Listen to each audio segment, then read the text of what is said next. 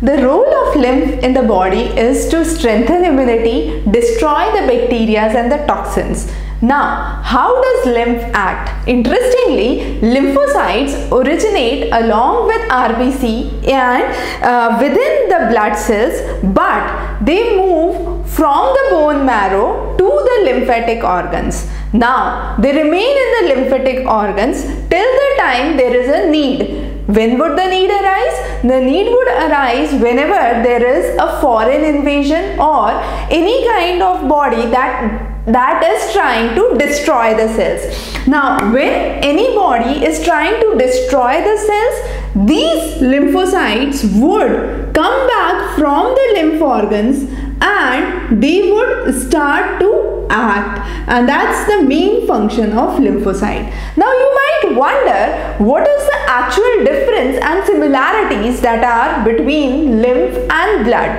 So to begin with, if I say blood and lymph, both of them are meant or are part of the circulatory system of the body. So that's one of the common similarities, that they both are part of the circulatory system. The role of the blood is to transport nutrients, is to transport oxygen, is to transport the plasma, the RBC, the WBC, platelets, and also brings in immunity by the virtue of WBC, which is present in the blood. Also, blood is important in regulation of acid-base balance in the body. However, lymph on the other side, as we have understood, is basically meant to strengthen the immunity by destroying the bacteria and the toxins which are present. It is also important to note that lymph actually is present in the interstitial tissues. What does that mean?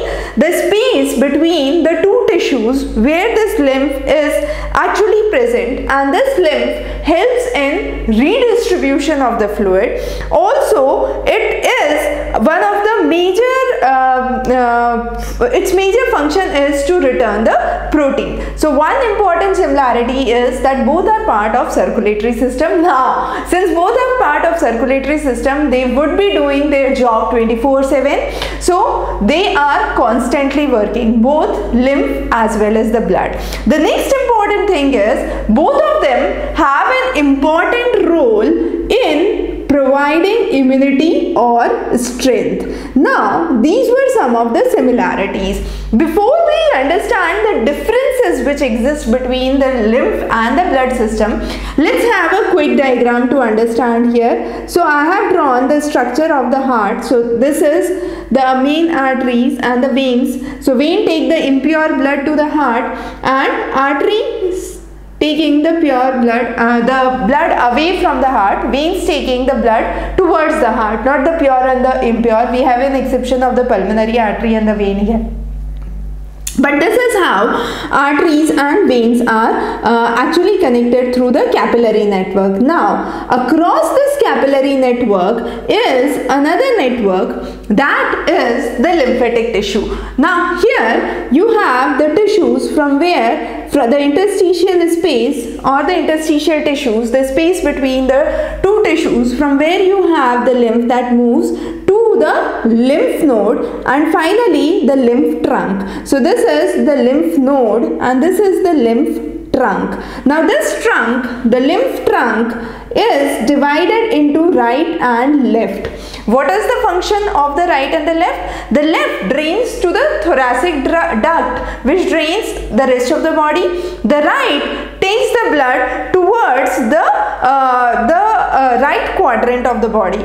Now, important to note, this process, as you could see for the lymph, is linear. However, the circulatory process of the blood is circular in nature. It's going from the heart, coming back to the heart. So this is a circulatory or a circular process, I would say. However, for the lymph, it is a linear process. This lymph trunk finally drains into the veins. Now, another important thing, why lymph nodes are important. Lymph nodes are the sites where whatever bacteria and toxins are brought are destroyed. So at this point of lymph node, there is the destruction of those bacteria, of those toxins that takes place in the lymph node. Now, important to note, there are 4 lymph organs that we commonly discuss. Those are firstly the lymph nodes. Now these nodes are a small bean-shaped structure around 2.5 centimeters across the body, predominantly in the armpit area, the cervical neck region and the groin area. The next is spleen. Spleen is in the posterior region of the stomach, and this is where you have the production of the spleen, of the lymphocytes that take place. Then you have thymus. Thymus is extremely important.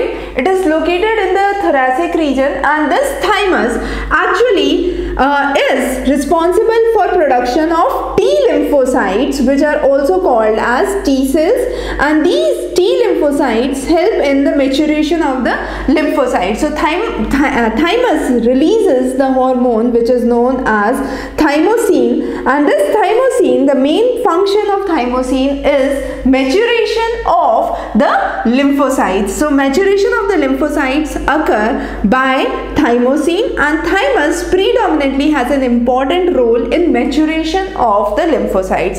Another important organ or the site for the lymph generation is tonsils. In the human body, there are 3 tonsils which are present, 2 on the sides, 1 in the center, and they basically destroy any invading particle coming through the nose or the mouth. So those are the another side. So these 4 are the important centers for lymphocyte generation and lymphocyte storage. Now the next important thing that we understand is the difference that exists between the blood and the lymph. As I said, the most important difference that exists is what?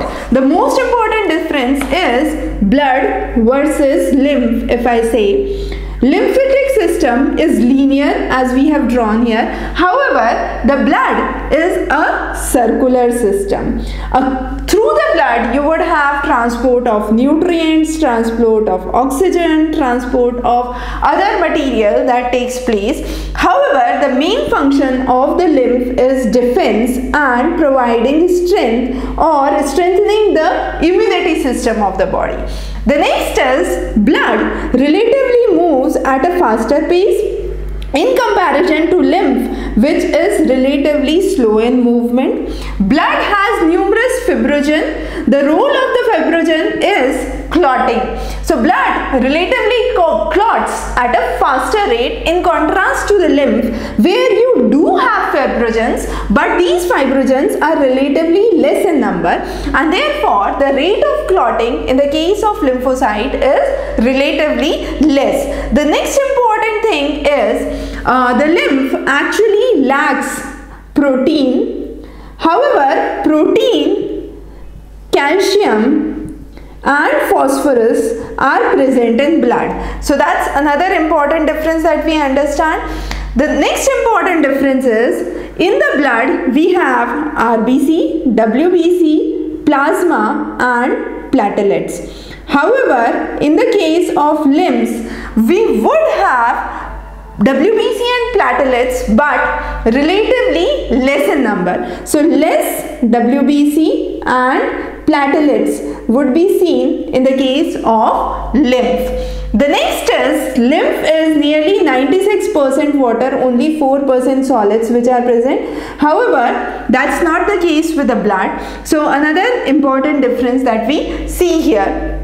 So those are some of the key differences. Now another interesting fact, the metastatic cancer cells are actually brought into the system in the lymph node through this process.